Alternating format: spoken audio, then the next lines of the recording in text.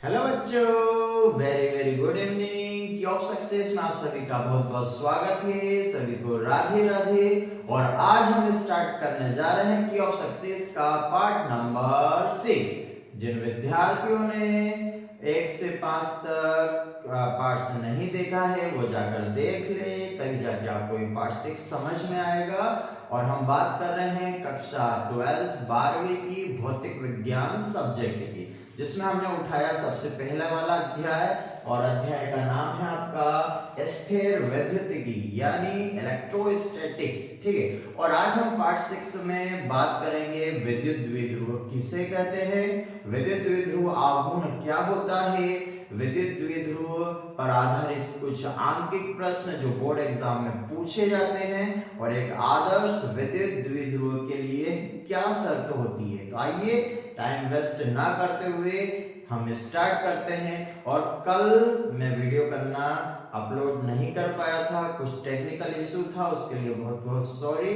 ठीक है। और आप हम आज ये स्टार्ट करने जा रहे हैं। ठीक है। और जिन विद्यार्थियों ने नहीं देखा है वो अच्छी तरीके से देखें, समझें। और की ऑफ सक्सेस आपको पता है किस लिए बनाया गया है, कि जिन विद्यार्थियों को फिजिक्स टफ लगता है, कठिन लगता है, पास होना बहुत ही मुश्किल लगता है, उनके लिए मैं बोर्ड एग्जाम में पूछे जाने वाले जो इम्पोर्टेंट क्वेश्चन है उनको मैं इसमें संग्रहित करके आपको समझा रहा हूं।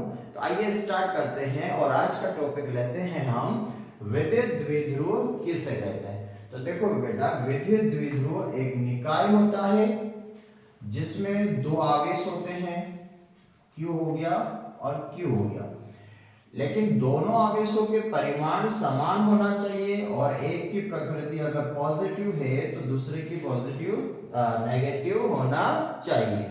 यानी एक ऐसा निकाय जिसमें समान परिमाण के दो आवेश हो और उनकी प्रकृति एक दूसरे की क्या होनी चाहिए, विपरीत होनी चाहिए। और इन दोनों आवेशों के बीच की जो दूरी होती है वो बहुत ही कम होती है। हम यहाँ पर इस दूरी को कितना मान के चलेंगे, 2a मान के चलेंगे। ऐसा कोई फिक्स नहीं है कि 2a ही मान के चलो, आप a मान सकते हो, 3a मान सकते हो। मैंने 2a इसलिए माना क्योंकि आगे जब हम डेरिवेशन करेंगे तो जब मैं इसका मध्य बिंदु O लूंगा, तो अगर ये मध्य बिंदु है तो a से O तक का डिस्टेंस कितना हो जाएगा, a हो जाएगा। और O से B तक का डिस्टेंस क्या हो जाएगा, आपका a हो जाएगा।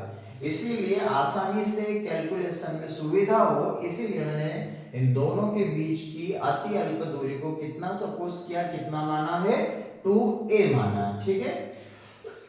तो विद्युत द्विध्रुव किसे कहते हैं बेटा, तो विद्युत द्विध्रुव एक निकाय होता है जिसमें समान परिमाण के दो आवेश होते हैं, लेकिन इन दोनों आवेशों की प्रकृति एक दूसरे के विपरीत होती है। यानी अगर एक धनात्मक होगा तो दूसरा क्या होगा, ऋणात्मक। तो और दोनों के बीच की जो दूरी होती है वो अति अल्प होती है। ऐसे निकाय को कहते हैं विद्युत द्विध्रुव। अगर परिभाषा आती है तो हम ऐसा बोलेंगे, एक ऐसा निकाय जिसमें समान परिमाण और विपरीत प्रकृति वाले दो आवेश एक दूसरे से अति अल्प दूरी पर स्थित होते हैं, ऐसे निकाय को कहा जाता है विद्युत द्विध्रुव कहा जाता है। ठीक है। जैसे हम एक दो एग्जांपल लेते हैं कि मान लो यहाँ पर बिंदु A और B पर मैंने 2 माइक्रोकूलम रखा और यहाँ पर भी क्या रखा, 2 माइक्रोकूलम। तो क्या यह एक विद्युत द्विध्रुव होगा।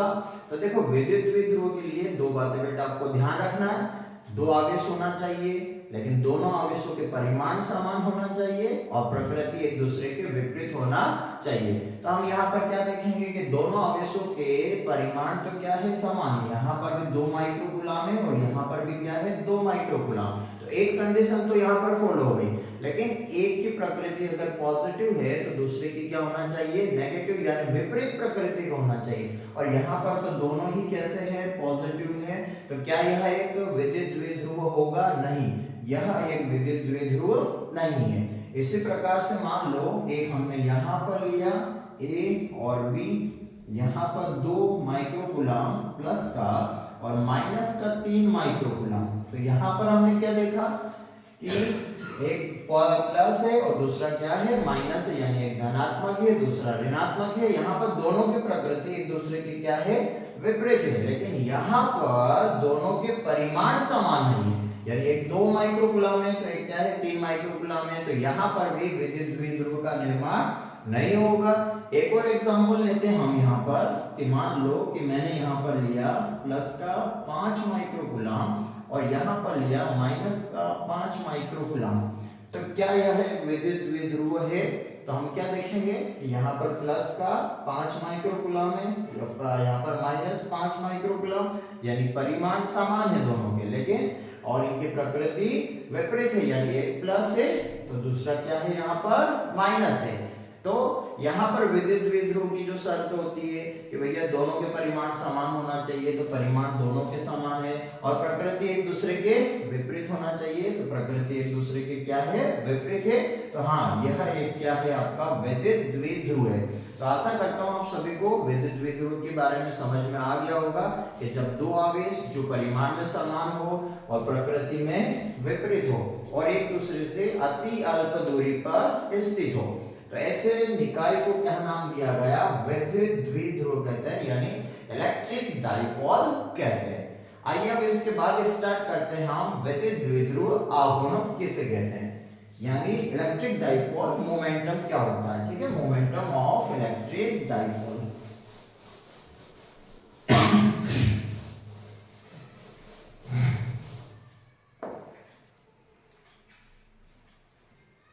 बेटा दूसरा क्वेश्चन है आपका विद्युत द्विध्रुव आघूर्ण किसे कहते हैं, मोमेंटम ऑफ इलेक्ट्रिक डाइपोल, ये डाइपोल मोमेंट किसे कहते हैं। ठीक, तो देखो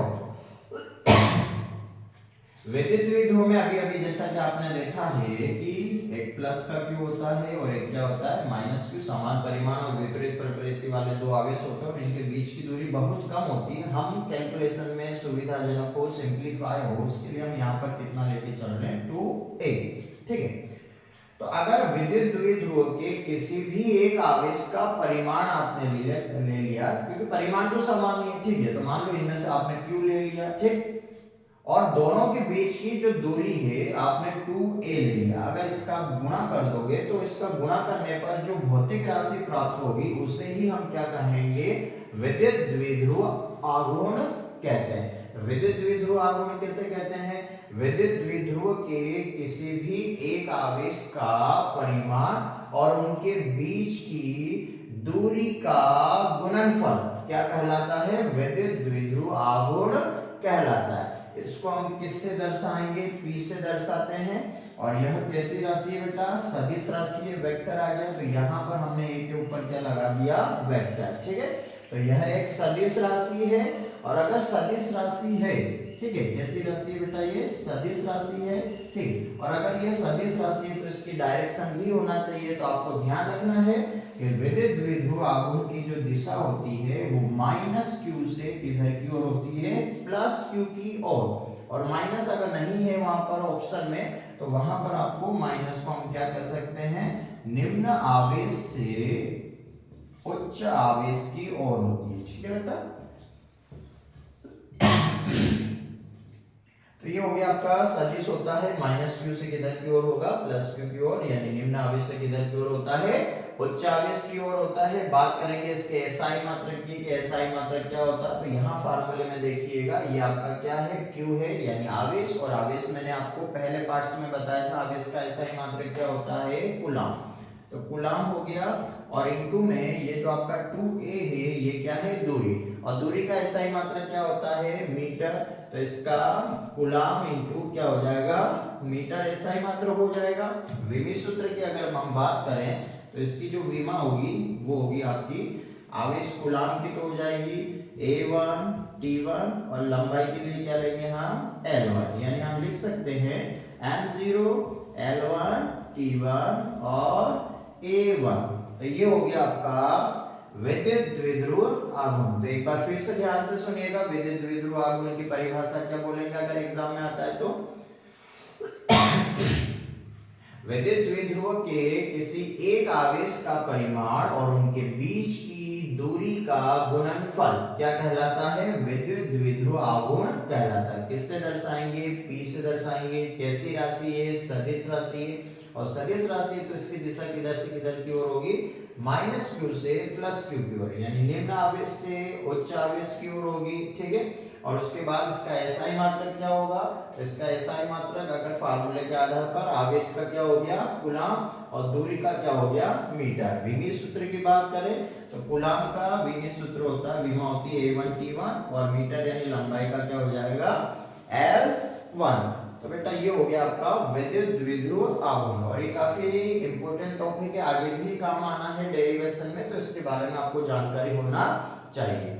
आइए अब स्टार्ट करते हैं कि अगर आपका विद्युत द्विध्रुव आदर्श है तो आदर्श विद्युत द्विध्रुव के लिए क्या शर्त होती है? क्वेश्चन आ गया, आदर्श विद्युत द्विध्रुव की शर्त बताइए। ठीक है, तो वैसे तो कोई भी विद्युत द्विध्रुव आदर्श नहीं होता है, ये आदर्श शब्द केवल थ्योरेटिकल होता है, प्रैक्टिकली संभव नहीं है। लेकिन क्वेश्चन आया तो आंसर तो देना पड़ेगा अपने को। क्या रहेगा अपना अगला क्वेश्चन? तीसरे नंबर का क्वेश्चन स्टार्ट हो रहा है कि आदर्श विद्युत द्विध्रुव की शर्त। देखो पहला बेटा, पहली जो शर्त है वो आपकी यह रहेगी कि जो आवेश है विद्युत द्विध्रुव में, जो आवेश होते हैं उन आवेशों के परिमाण, आवेशों के परिमाण क्या होना चाहिए? उच्च होना चाहिए। ठीक है, उच्च बोले तो जो Q है वो अग्रसर होना चाहिए किधर की ओर? अनंत की ओर। और नंबर दूसरा कि उनके दोनों आवेशों के बीच की ये जो दूरी, ये तो आपका प्लस क्यू हो गया, ये माइनस क्यू हो गया, तो इन आवेशों के जो परिमाण है वो उच्च होना चाहिए। ठीक है, होना चाहिए। दूसरा, इन दोनों के बीच की जो दूरी होती है बहुत ही कम होती है, और उससे हम कितना मान के चलते हैं? 2a मान के चलते हैं। तो दोनों आवेशों के मध्य की दूरी, ठीक है, दोनों आवेशों के मध्य की जो दूरी है, ठीक है, वो निम्न होना चाहिए, बहुत कम होना चाहिए। ठीक है, यानी आपका 2a टेंड्स टू अग्रसर होगा किधर की ओर? 0 की ओर। तो अगर ये दोनों कंडीशन लागू हो रही है तो हम कह सकते हैं कि हमारा विद्युत द्विध्रुव कैसा है? आदर्श है। तो आदर्श विद्युत द्विध्रुव के लिए क्या शर्त होनी चाहिए? दोनों आवेशों के परिमाण उच्च होना चाहिए, बहुत अधिक होना चाहिए, यानी जो Q है परिमाण है वो अग्रसर होना चाहिए अनंत की ओर, और उनके दोनों आवेशों के मध्य की जो दूरी है वो क्या होना चाहिए बेटा? बहुत ही कम होना चाहिए, बहुत कम होके किधर की ओर अग्रसर होना चाहिए? 2a टेंड्स टू 0, यानी 0 की ओर वो क्या हो? अग्रसर हो। तो देखो बेटा अभी हमने फिर 3 क्वेश्चन पढ़ लिए। एक तो विद्युत द्विध्रुव किसे कहते हैं, उसके बाद में हमने पढ़ा विद्युत द्विध्रुव आघूर्ण क्या होता है। ठीक है, और तीसरे नंबर पे आदर्श विद्युत द्विध्रुव की शर्त के बारे में हमने पढ़ा।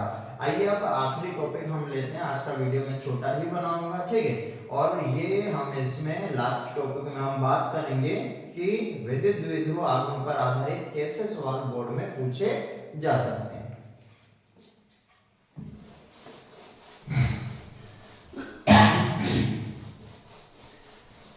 तो देखो बेटा, अगर मान लो कि Na प्लस एक आयन है और Cl माइनस एक आयन है, और दोनों के बीच का जो डिस्टेंस है, दूरी है, वो मान लो कि कितना ले लिया?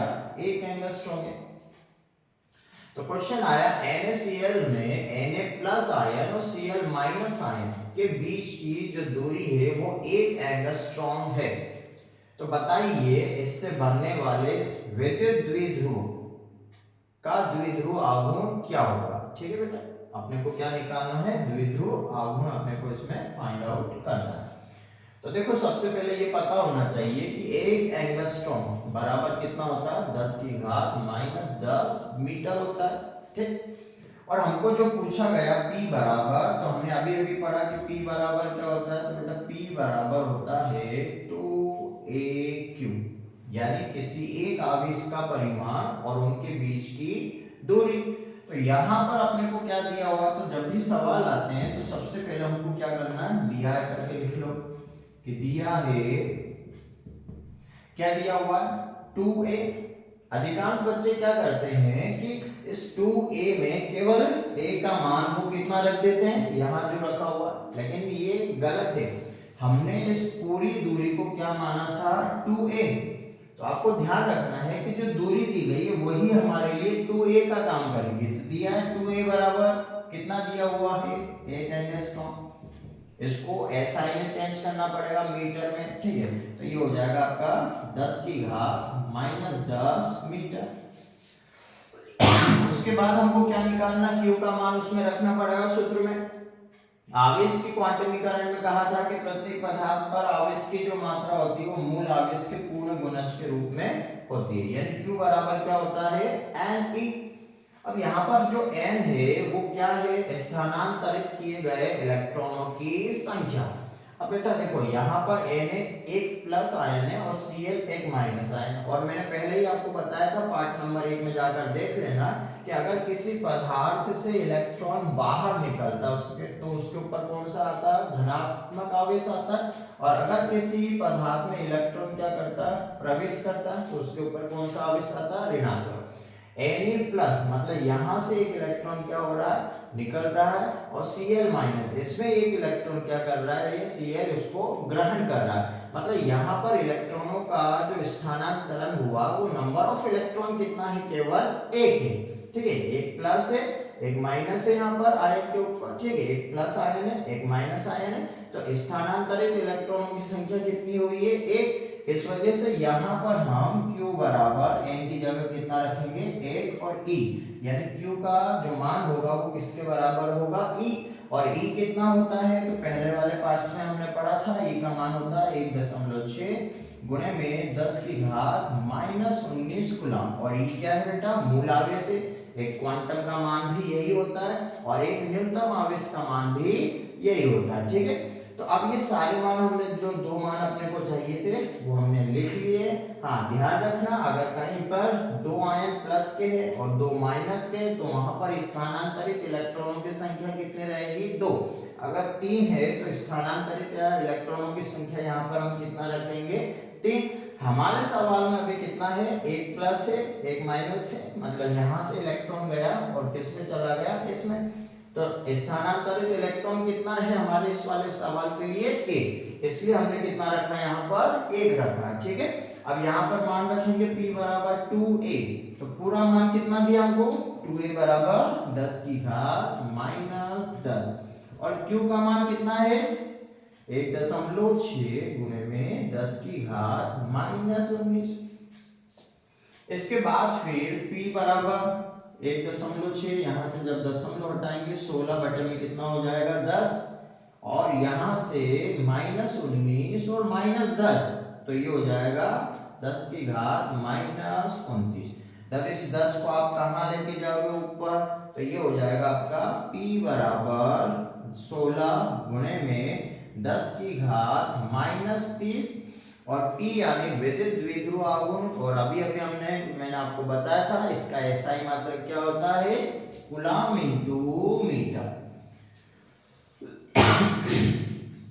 तो बेटा ये NaCl के लिए, NaCl से मिलकर जो आपका विद्युत द्विध्रुव बना था, तो वहां से हमने क्या निकाल लिया है, उसका द्विध्रुव आघूर्ण, जो कि कितना आया, 16 गुणे में 10 की घात माइनस 30 कूलम इंटू मीटर, ठीक है बेटा। तो आज के लिए इतना बहुत है, आप डेली इतना ही क्वेश्चन करोगे तो मैं एग्जाम से पहले कोशिश करूंगा कि आपका पूरा सिलेबस में आपको कवर करवा सकूं। आप डेली देखते रहिए, समझते रहिए, और अगर किसी को कोई डाउट है, कुछ प्रॉब्लम है, तो आप कमेंट्स करके बोल दिया करो, ठीक है। और आप कमेंट्स किया करो, लाइक किया करो, शेयर करो, अपने दोस्त लोगों के साथ शेयर करो, ठीक है, ताकि वो भी मेरे जितना लाइक आएगा, जितने कमेंट्स आएंगे, तो मेरे को लगेगा कि मैं आपके लिए जितने मेहनत कर रहा हूँ वो मेहनत सफल हो रही है। और अगर आप कमेंट्स नहीं करोगे, लाइक नहीं करोगे, तो फिर मेरे को अच्छा भी नहीं लगेगा, ठीक। तो इस वजह से आप कमेंट्स किया करो, लाइक किया करो, ताकि मैं आपके लिए और भी ज़्यादा मेहनत करके अच्छे से अच्छे क्वेश्चन ला के आपके सामने रखूं और आपको की ऑफ सक्सेस का फुल फायदा मिले। और जब पेपर आएगा और तब आप देखोगे कि हमारे की ऑफ सक्सेस में से ही पूरा 100% आपका पेपर बैठेगा। ठीक है बेटा, तो आज के लिए इतना बहुत है। आप पढ़ते रहिए, एग्जाम का टाइम बहुत ही पास आ चुका है, आपके पास ज्यादा टाइम नहीं है, मार्च से आपका एग्जाम है। ठीक है, तो आप सभी मेहनत करते रहिए, सीखते रहिए, की ऑफ सक्सेस के साथ जुड़े रहिए, औरों को भी जोड़िए। ठीक है, इसी के साथ हम कल मिलते हैं। ठीक है, आप सभी को गुड नाइट, राधे राधे।